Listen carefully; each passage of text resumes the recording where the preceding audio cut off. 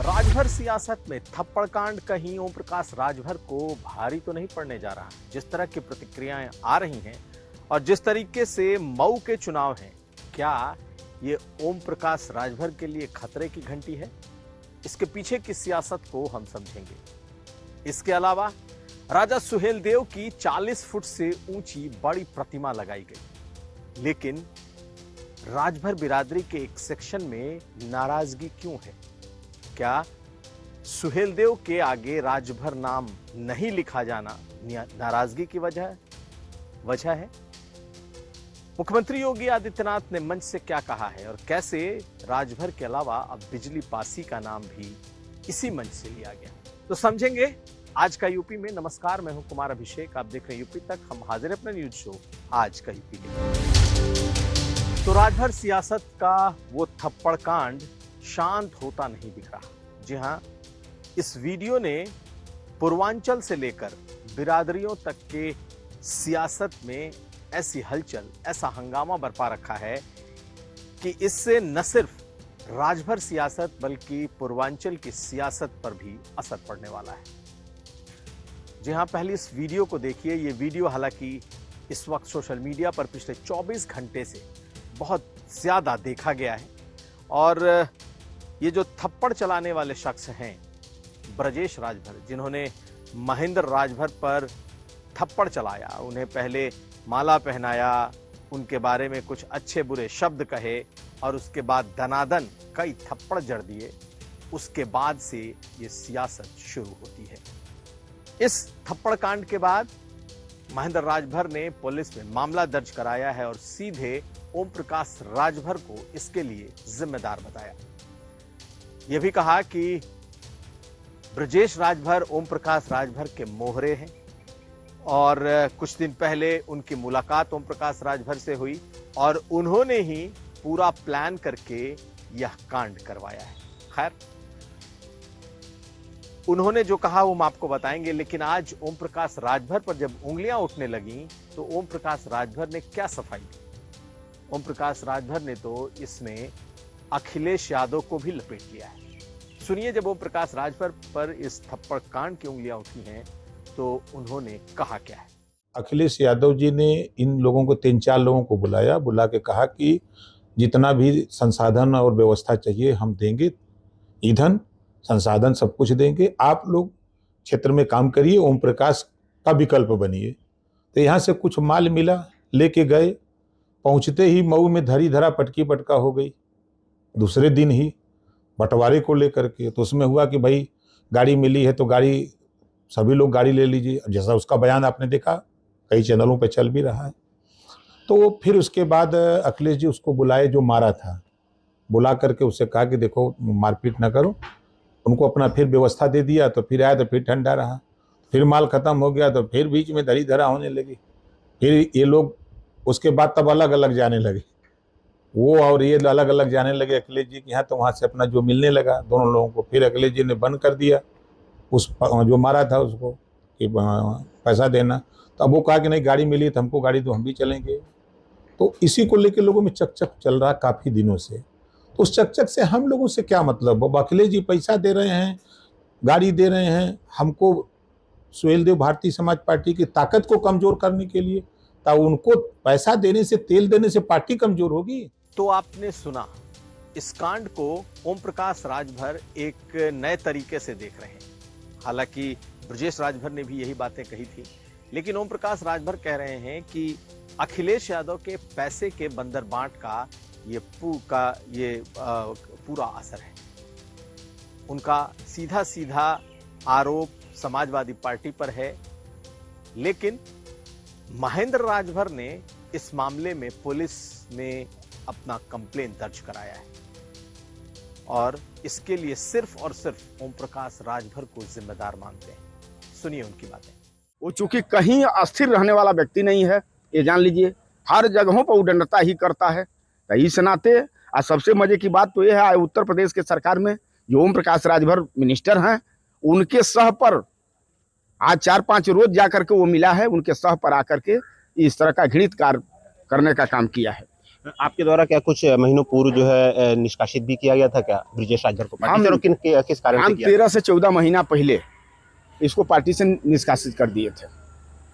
क्या कारण था निष्कासित? कारण यही था कि जो आपने हमको बताया ना कि जब इसको कहते थे धरातल पर संगठन का काम करने के लिए, तो धन उगाही के चक्कर में केवल उसको धन चाहिए, काम के नाम पर जीरो। तो हम उस वैसे व्यक्ति को रख करके क्या करेंगे, आप बताइए। उधर अखिलेश यादव भी इस मुद्दे पर पीछे रहने वाले नहीं थे। उन्होंने आज ट्वीट करके इसे पीडीए पर हमला बताया है। जी हां, एक राजभर नेता पर दूसरे राजभर नेता के तरफ से चले थप्पड़ ने कहीं ना कहीं अखिलेश यादव को ये कहने पर मजबूर कर दिया है कि पीडीए के भीतर अगर इस तरीके से थप्पड़बाजी चलेगी, इस तरीके से आरोप प्रत्यारोप चलेंगे, तो ये पीडीए का ही नुकसान होगा। अखिलेश यादव ने ट्वीट कर लंबा चौड़ा ट्वीट किया और ये बातें उन्होंने लिखी हैं।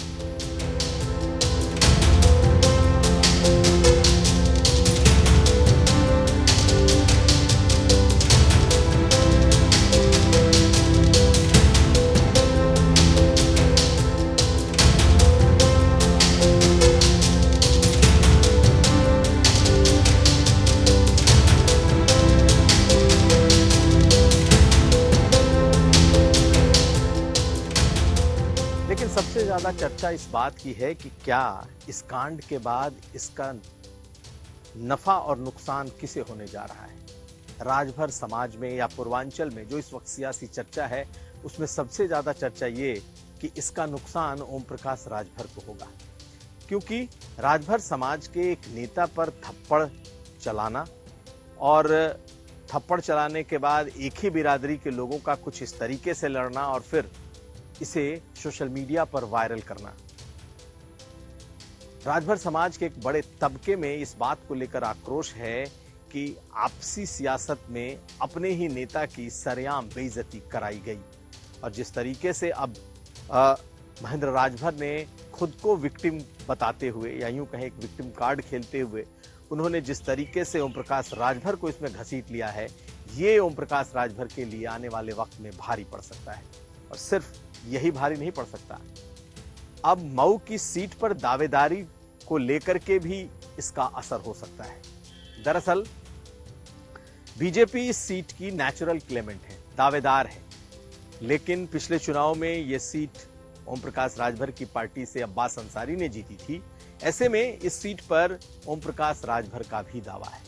लेकिन अब जबकि राजभर समाज के भीतर यह बात बहुत तेजी से फैल रही है कि ये अंदर के ही लोगों का, अपने ही समाज के लोगों का किया धरा है, ये सब कुछ प्लान करके कराया गया है।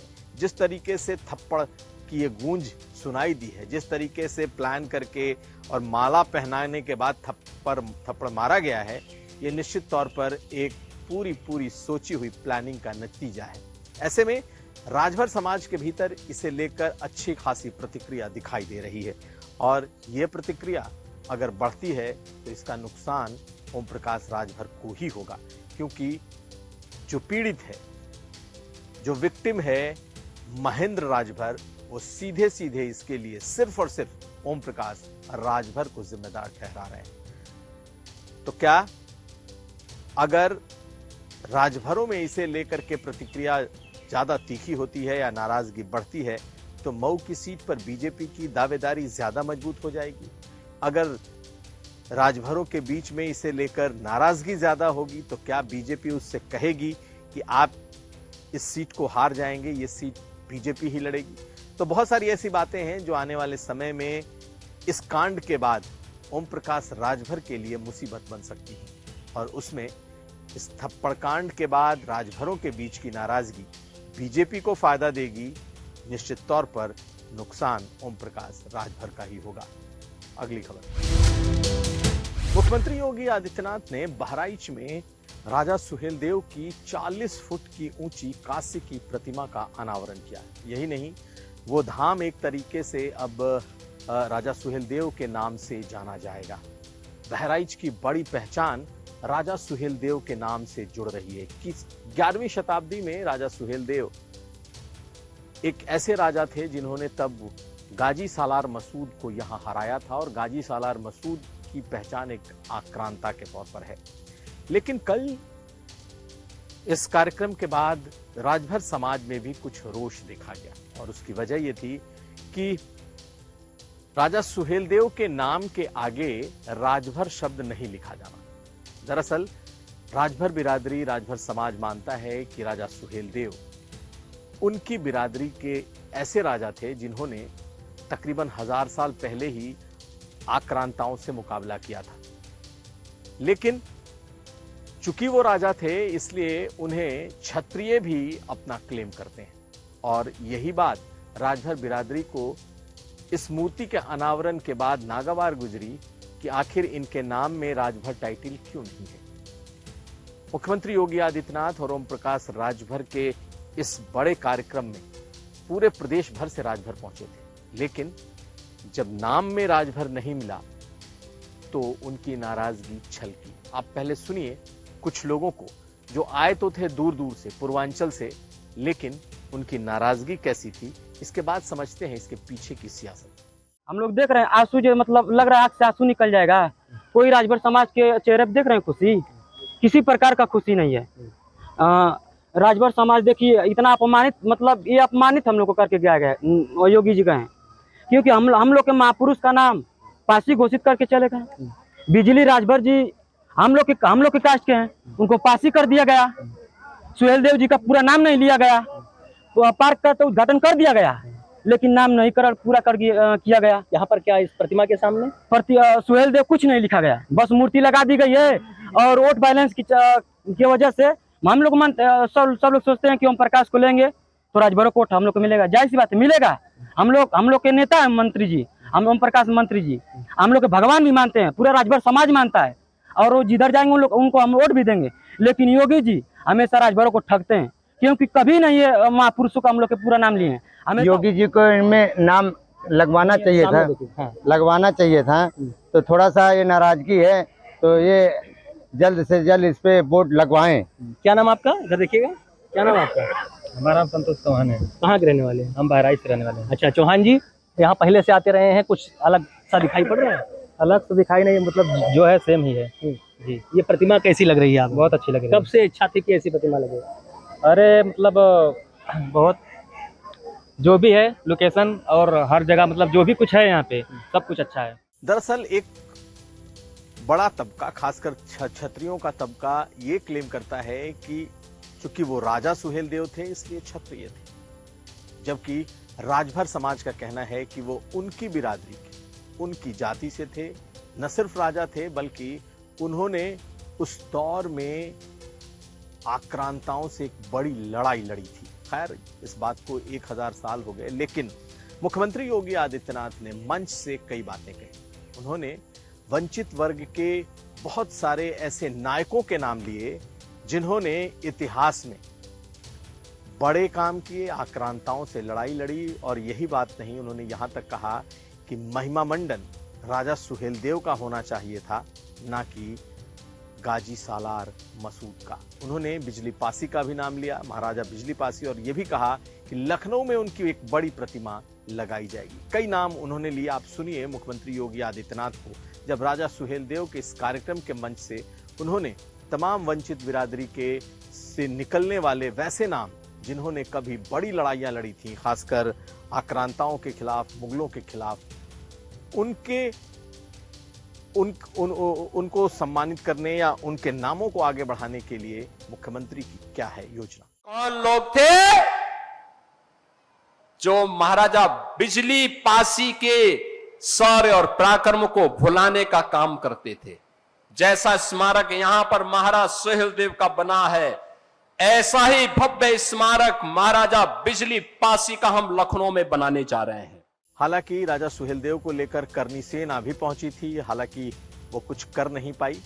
इसके अलावा कई और संगठनों ने भी कहा कि राजा सुहेलदेव किसी जाति के नहीं हैं, किसी बिरादरी के नहीं हैं, और राजा रहे हैं तो सबके रहे हैं, इसलिए उन्हें किसी जाति या बिरादरी में नहीं बांधा जाना चाहिए।